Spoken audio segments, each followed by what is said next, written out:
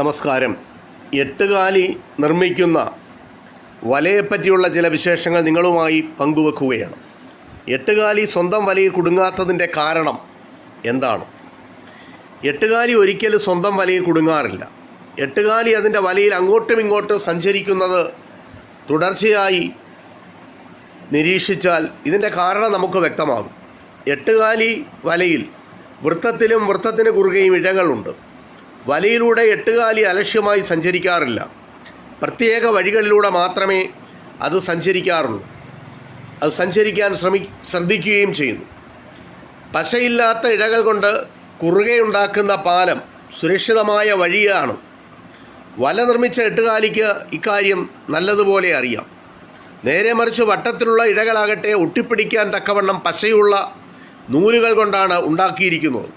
ഈ ഇഴകളിൽ സ്പർശിക്കാതിരിക്കാൻ എട്ടുകാലി പ്രത്യേകം ശ്രദ്ധിക്കുന്നു.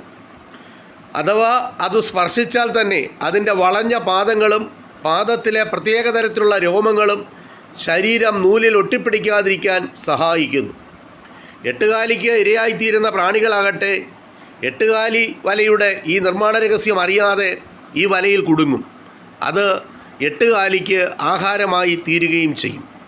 ഇതാണ് എട്ടുകാലി സ്വന്തം വലയിൽ കുടുങ്ങാത്തതിൻ്റെ കാര്യം എന്നുള്ളത് നിങ്ങളുമായി പങ്കുവച്ചു.